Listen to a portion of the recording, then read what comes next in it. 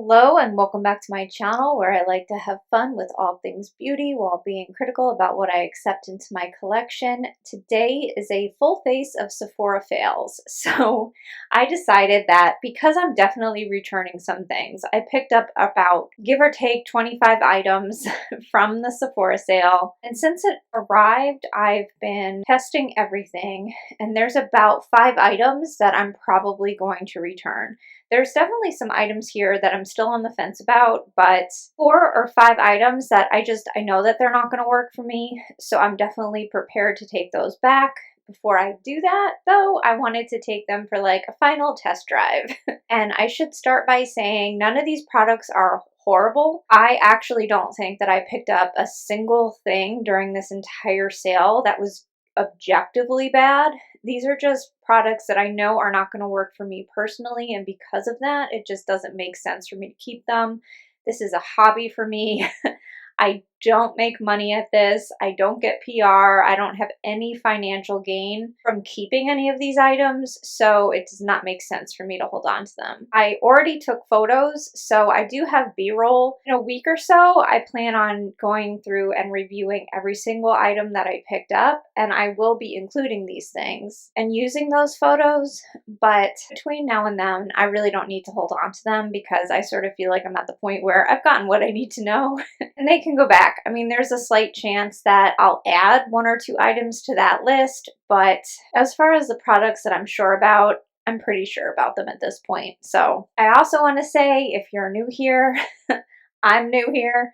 I really don't know what I'm doing, especially when it comes to putting makeup on camera. I don't have a good setup for it. So that's the biggest reason I always include B-roll. I will try to bring the camera in slightly, but I'm not going to rely on that. So for example, for the foundation, I feel like it doesn't sit that well on my skin.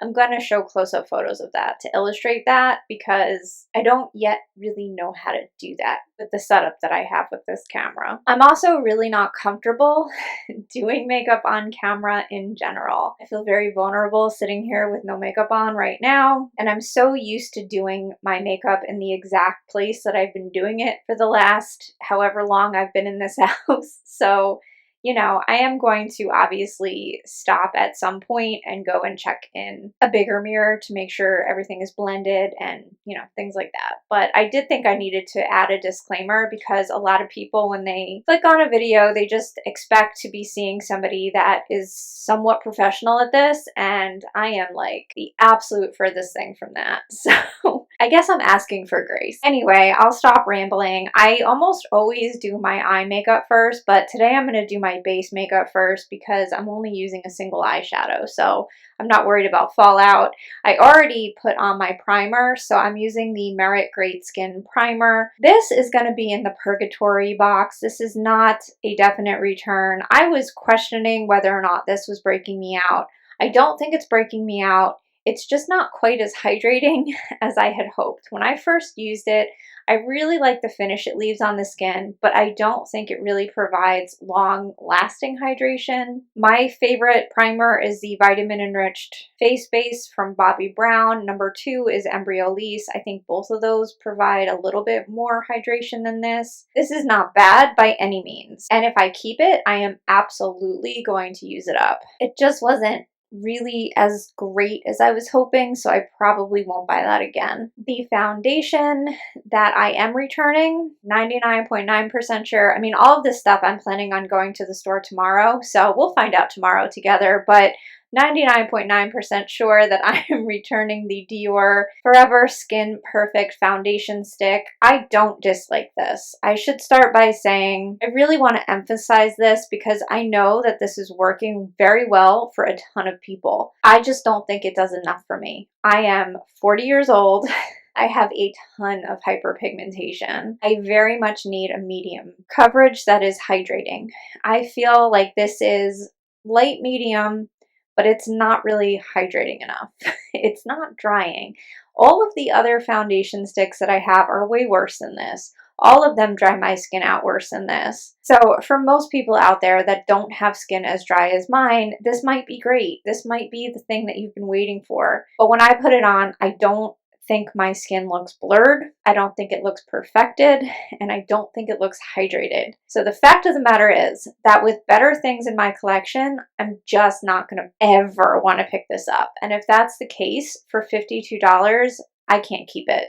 It makes no sense for me to keep this. So, all right, I guess that means I need to get in a little bit closer. All right, just bear with me. Okay, there's a chance this video won't make it, but here is hoping for the best. So I have this in shade 2N. I think the shade is fine. Also, I plan on speeding up through my blending just because I think it's awkward for everybody to watch me sit here in silence and blend my makeup.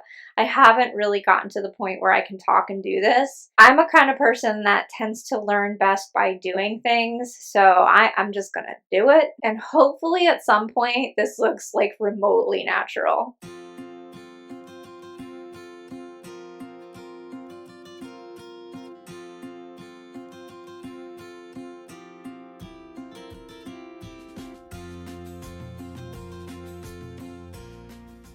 I do think with this foundation less is more, so I put on a little much, but I'm going to thin it out with a sponge. So in a minute, I'm going to get up and I'm going to go look in better lighting, and then I'm going to go over everything with a damp sponge. So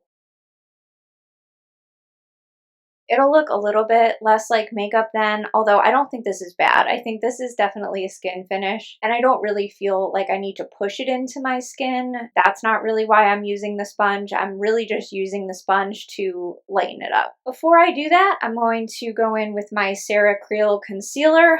I picked this up in shade 3. I should have gotten shade 1 for a concealer because this is a little bit dark for concealer. This is okay for all over my face, but it's just a hair too dark for under my eyes. I don't tend to go super bright under my eyes because I think that makes my under eyes look worse, quite frankly.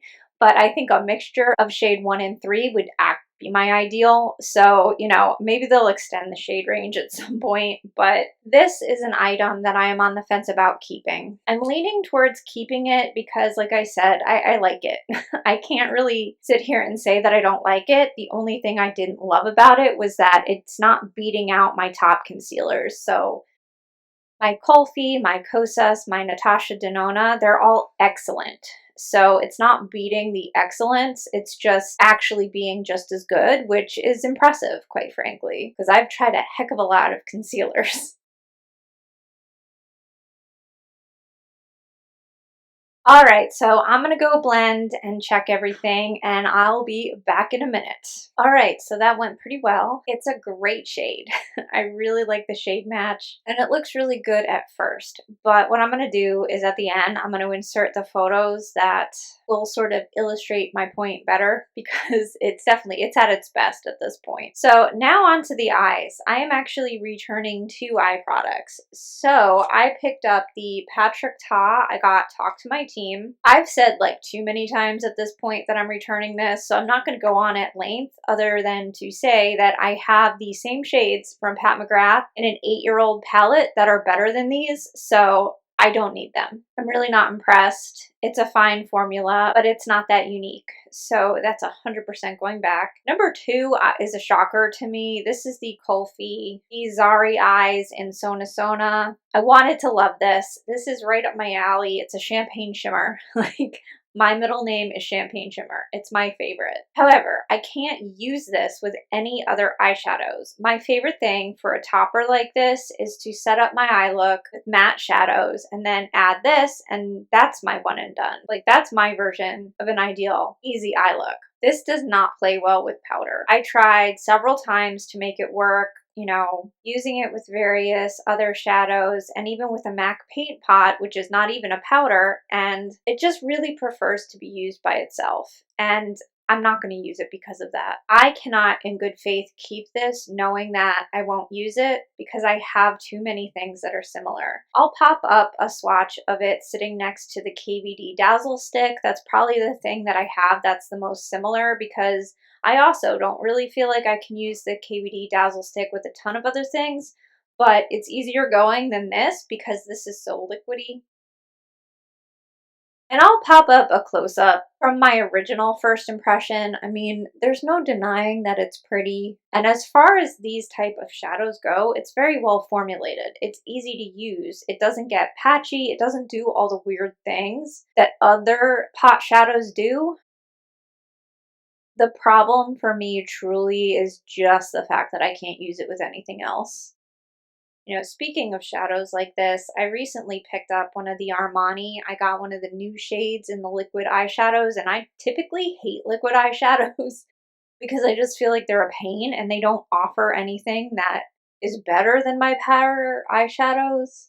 But those play well with just about everything and they don't dry my lids out. So there's like no downside to those shadows in my opinion, unlike this, which while it might be stunning on its own, that's just not the best use case for me on a personal basis. All right, so when I put my bronzer on, I'll add some of that to my crease, but for now that's the eye look. I'll put on a little bit of mascara. This is just a sample Monsieur Big that I got from buying something. I have a lot of mascara samples, so I try to use them up. All right, that looks pretty. I am going to put on falsies in a minute, but for now, that's the eye look. I guess next up we'll talk about bronzer. So this is the Gucci bronzer in shade 1. I had already owned shade 2. Shade 2 is way too dark for me, but it is patchy, and based on people telling me that the lighter shade is not patchy, I was just like, fine, let's try it. I think it's the same formula, so there's no logical reason for this shade not to be patchy if the other one is, but I don't know. Maybe I'm a sucker for the packaging, but I wanted to try it and see for myself. So far, it's better. I think because it's lighter, it's not as obviously patchy. I don't think it's my favorite formula for powder bronzer. This one I'm on the fence about. This is not something that I'm sure about returning. I'll tally that up at the end so it's less confusing. This is in the purgatory box, but I'll say for sure I'm disappointed. It's not like the holy grail bronzer that I was hoping it was going to be, but it's not the worst thing I've ever tried either. You know, actually, I'm staring at how washed out my lips are. I'm going to put on a little Ole Hendrickson lip balm so my lips look less disgusting.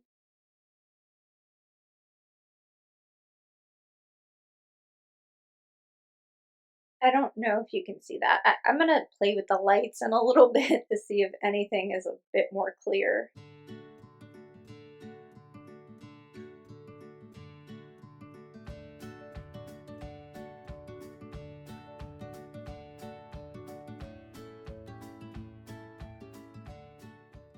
All right, before I mess with the lights, I'm gonna put on the blush. So the blush that I'm disappointed, this is in the Purgatory box. I'll probably end up keeping this because it's not terrible. The longevity on it sucks. I have to say that right now. I used it the other day and it looked nice at first and I was happy with how my look turned out, but a couple hours in, it was like completely gone.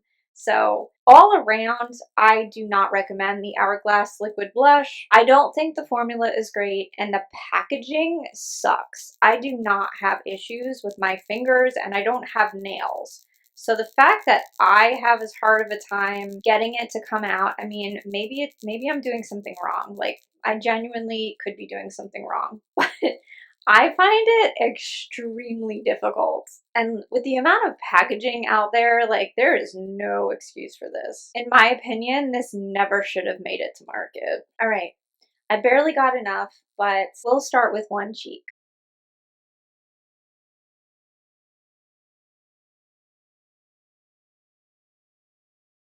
All right, so now I'm going to try to turn the lights up a little bit, see if that helps clarify anything, and then I'm going to leave and blend and put lashes on, and then I'll be back to sort of tie everything together. All right, so I'm not sure if that's better or if it's blown out or what we're doing because I'm staring into the monitor. I apologize for that. It's very hard for me to see, so I don't really know how this video is going, but that's the blush on the back of my hand.